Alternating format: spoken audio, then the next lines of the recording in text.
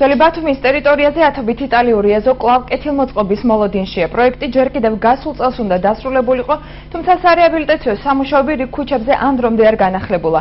მოქალაქეები პრობლემას საკუთარი სახსრებით ებრძვიან და სახლის კარებამდე მისასვლელი მონაკვეთი თავად აქვთ მოასფალტებული გორგასლის, მაზნიაშვილის და კომახიძის ქუჩები, ასევე გამსახურდია ეს ის ქუჩებია, რომლებზეც სურათი განსაკუთრებით მძიმეა. აქ გვერდიგვერდაა როგორც რეაბილიტირებული, ისე სარეაბილიტაციო ეზოები, რაც მოსახლეობაში დამატებით კითხვებს აჩენს. ნაწილი კი ამბობს, რომ ეზოების კეთილმოწყობა პოლიტიკური ნიშნით განხორციელდა. ძველ ბათუმში მოსახლეობა ჭიშკრების, კარების და სახურავის რეაბილიტაციის პროექტის გაგრძელებას მოითხოვს. მდგომარეობა სახარბიელო არც ქალაქის სხვა უბნებშია. როგორია იტალიური ეზოების კეთილმოწყობის გეგმა მიმდინარე წელს პასუხი ნახეთ დღის მთავარ გამოშვებაში.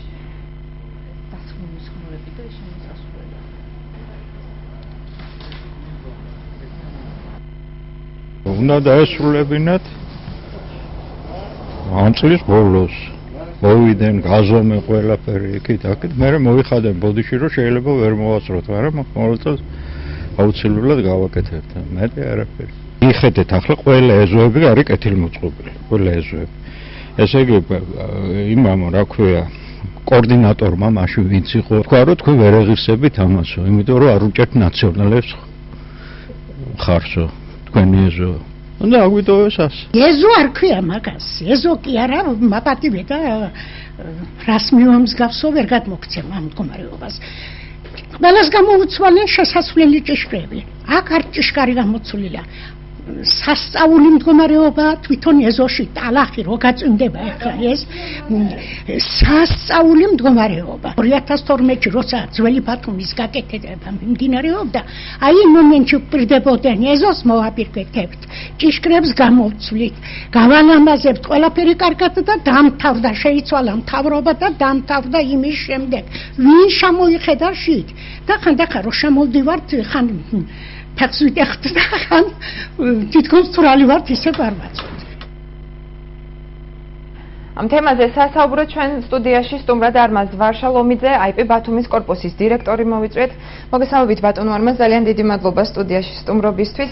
თქვენ მოსმინეთ მოქალაქეების პრეტენზიები, რომლებიც ამბობენ, რომ თითქმის 1 წელია ძველი ბათუმის ტერიტორიაზე იმ ეზოებში, სადაც დაგეგმილი იყო რიგი პროექტების განხორციელება, მერიის შესაბამისი სამსახურების წარმომადგენლები აღარ მისულან და მათ ეჭვი უჩნდებათ, რომ ეს იყო წინასაარჩევნო ერთ-ერთი ხრიკი, რომელიც ზოგიერთი პოლიტიკური პარტიის ინტერესებს ემსახურებოდა. როგორ იქნება თქვენი პასუხი მოქალაქეების მიმართ? მოგახსენებთ, რომ ბინათ მესაკუთრეთ ამხანაგობის ხელშეწყობის პროგრამის ფარგლებში 2013 წელს განხორციელდა 16000 კვადრატული ფილის მოწყობა ეზოებში. ამასთანავე 5600 კვადრატული ასფალტი მოეწყო, ესეც სხვადასხვა უბნებში. ეს არის ის სამუშაოები, რომელიც უკვე შესრულდა. მაგრამ სადაც უნდა შესრულებულიყო და არ შესრულდა, აქ რამ შეაფერხა სამუშაოები? უამრავი განცხადება არის, დღეის მდგომარეობით კიდევ არის აღნუსხული 150-ზე მეტი განცხადება, სადაც ჩასატარებელია სამუშაოები და მიმდინარე წელს უკვე გაგრძელდება ეს სამუშაოები, უკვე მომზადებულია დოკუმენტაცია შესყიდვებისათვის, უახლოეს დღეებში გამოცხადდება ტენდერი. ტენდერის დასრულების შემდგომ განახლდება სამუშაოები ქალაქში. ამ დღის მდგომარეობით მიმდინარეობს სამუშაოები 4 მისამართზე, მაგრამ ახლა ყველა ეზო 2013 წელში ვერ მოგვარდა, იქიდან გამომდინარე რომ არ იყო რესურსი შესაბამისი. მესმის, მაგრამ ამ მოქალაქეებთან თქვენი წარმომადგენლები წინა წელს მივიდნენ და მათ პირადად აღუქვეს, რომ ეს პროცესი დამთავრდებოდა 2013 წლის დასრულებამდე. შესაბამისად, დაპირება არ შესრულდა და რამ შეაფერხანო? თქვენი ძალები სწორად ვერ გათვალეთ? არა, როგორ არა, ჩვენ ყველა ეზო რომელიც განაცხადი შემოსულია დათვალიერებული გვაქვს, შესწავლილი გვაქვს და არის ეზოები, როდესაც სამუშაო ბრიგადა შედის, აი იქ აღმოჩნდება, რომ მიწისქვეშა კომუნიკაციებიც ეზოს კომუნიკაციებს ჭირდება ზოგან რეაბილიტაცია. თვითონ არ ფლობენ ინფორმაციას, თქვათ, იმ შესწავლის დროს, მაგრამ როდესაც დაიწყება, აღმოჩნდება, რომ ამიტომ ესეთი ეზოები ძირითადად თქვენ საუბრობთ გაუთვალისწინებელ შემთხვევებზე, რომელთა დაგეგმათ ეს გასაგებია, მაგრამ კონკრეტულად რომ ვილაპარაკოთ ისეთ იტალიურ ეზოებში, სადაც ამხანაგობები შექმნილი არ არის, მათ მიმართ როგორი იქნება თქვენი პოლიტიკა, ანუ მათაც შეეხებათ ეს პროგრამები? ყველას ეხება იქ, სადაც მოწესრიგებული არის ძირითადი მიწისქვეშა კომუნიკაციები ცენტრალური ამასთანავე სადაც არ არის იქაც კეთდება, იმიტომ რომ ჯერ მიმდინარეობს ცენტრალური და ძველი ბათუმის ტერიტორიაზე არსებული ეზოების ტერიტორიაზე კონკრეტულად ეს რესპონდენტებიც არიან ძველი ბათუმის ტერიტორიაზე ჩაწერილი და მათი ერთ-ერთი არგუმენტი 15000 კვადრატი ძირითადად ძველი ბათუმის ტერიტორიაზე განხორციელდა და გასაგებია, თუმცა რატომ არ ხორციელდება თქვენი პროექტი, თუ შეიძლება ვთქვათ ასე თანმიმდევრულად, იმიტომ რომ მეზობლები საუბრობენ, რომ გვერდ მდებარე იტალიური ეზოებში სურათი არის სხვადასხვა. ერთ იტალიური ეზოში, რომელიც იმავე ქუჩაზე მდებარეობს, მოპირკეთებულია ეზოები, ნაწილში კი არა. რამ განაპირობა ეს დიფერენციაცია? მოგახსენეთ წავან, რომ იყო ის, რაც რომ არის ხამ მიწისქვეშა კომუნიკაციის პრობლემა. კი, მაგრამ ერთი წლის განმავლობაში როცა აღმოაჩინეთ, რომ ეს მიწისქვეშა კომუნიკაციები იყო პრობლემა, ამის შემდეგ თქვენმა სამსახურმა რამე ღონისძიება განახორციელა, რომ ეს მიწისქვეშა კომუნიკაციებზე ცალკე ღონისძიება გვაქვს, რომელსაც მჭირდება დაპროექტება.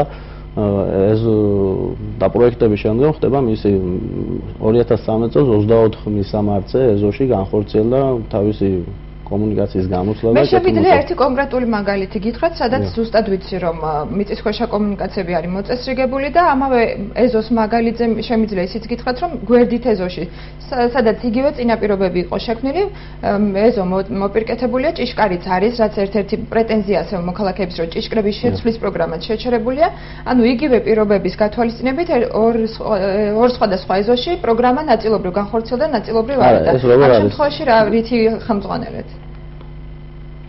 ეს როგორ არის, იცი, გამარჯვებული კომპანია აწარმოებს სამუშაოებს სხვადასხვა ბრიგადებით. ეს ბრიგადები არის გაშლილი სხვადასხვა ეზოებში მუშაობენ. აქედან გამომდინარე, ერთი მისამართიდან ხდება მეორე მისამართზე გადასვლა. თუ იქ რაიმე ახლა მე კონკრეტულად არ ვიცი რომელ მისამართზე მეუბნებით, ეს მოხდება მისი შესწავლა და შემდგომ მოხდება მისი დასრულება.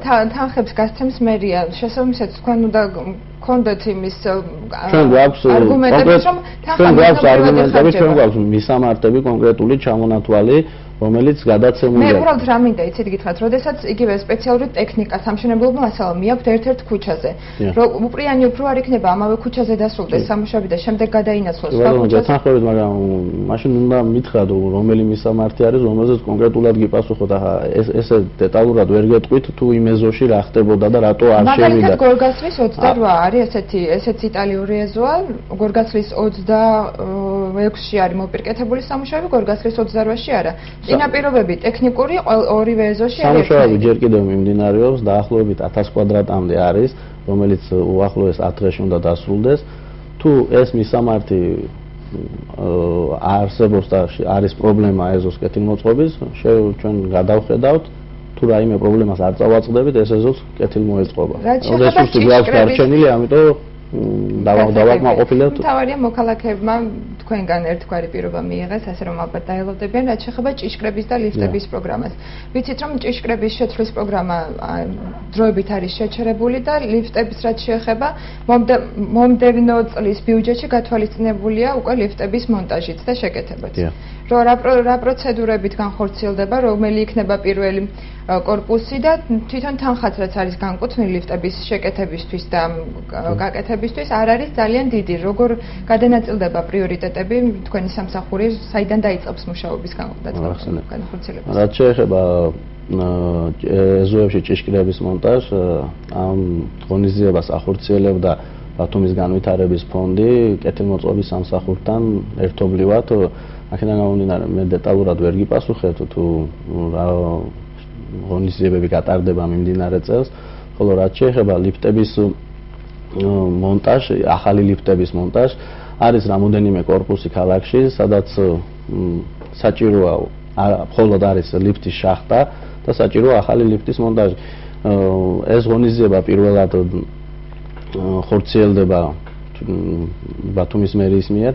აქედან გამომდინარე, ის ამხანაგობა, რომელიც პირველი შემოიტანს, პრიორიტეტი არის, რიგითობა, არის რამოდენიმე სურვილი აქვთ, ვინც შემოიტანს, იმათ გაუკეთდებათ პირველი ის ანუ პრინციპი არის ვინც დაასწრებს ის რა თქმა უნდა აქტიური ვინც იქნება ის ამხანაგობა აქტიური იმას გაუკეთდება პირველ რიგში და ამის შემდეგ თქვენ უკვე გადაწყვეტთ მომავალი წლის ბიუჯეტში რამდენი თანხა გამოიყოს მრავალბინიანი კორპუსების თუ როგორ იქნება ანუ ეს პროექტი რომელიც არის ამ ეტაპისთვის განკუთვნილი როდესაც ამოიწურება ეს იქნება ერთგვარი საპილოტე თუ ეს პირველად ხორციელდება ამიტომ ვთქვით ეს ჯერობით არის გათვალისწინებული ერთი ლიფტის მაგრამ უკვე გვაქვს დაგეგმილი რომ თუ წარმატებით გაჩნდა მოთხოვნა იმ ამხანაგობების მიერ ვისაც სურს რომ გაუკეთდეს ახალი ლიფტი შემდგომ დაემატება გამოინახება სახსრები ბიუჯეტში მიმდინარე წელს დიახ არის უკვე საუბარი მუშაობთ ამ საკითხზე რომ იმ სადაც ერთში არამედ იმ დანარჩენშიც გაკეთდეს ახალი ლიფტების მონტაჟი რაც შეეხება სარდაფებში კომუნიკაციების მოწესრიგების პროგრამას, თუ გაქვთ უკვე გაანგარიშებული რა ნაწილს დააფინანსებს მერია და რა ნაწილი იქნება თვითონ ამხანაგობის გადასახდელი?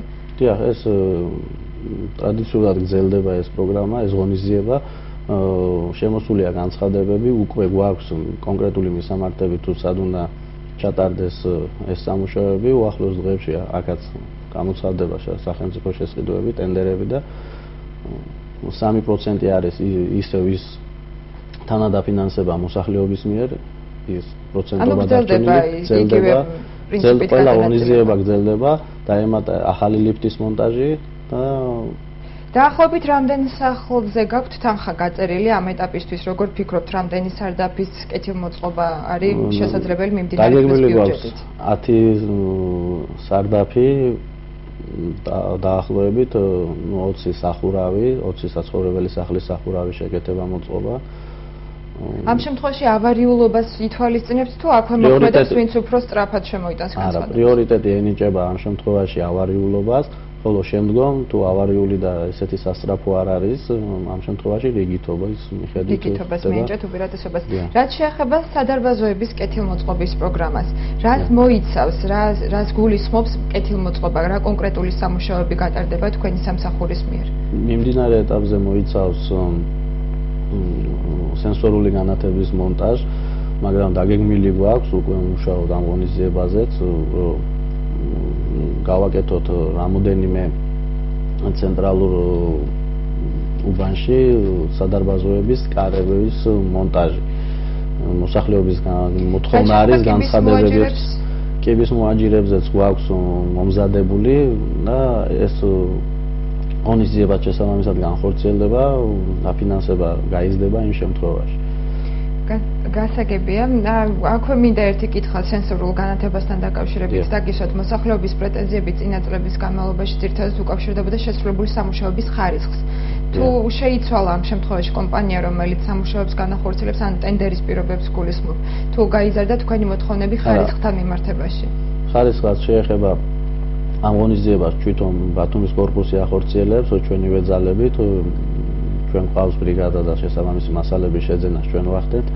აქედან გამომდინარე ხარისხზე პასუხისმგებელი ჩვენ ვართ, უბრალოდ ეს ისეთი მოწყობილობა ეს სენსორული განათების ბრა, რომ ასე ვთქვათ არ უნდა მიეწოდებოდეს შესაბამისი ელექტროენერგია.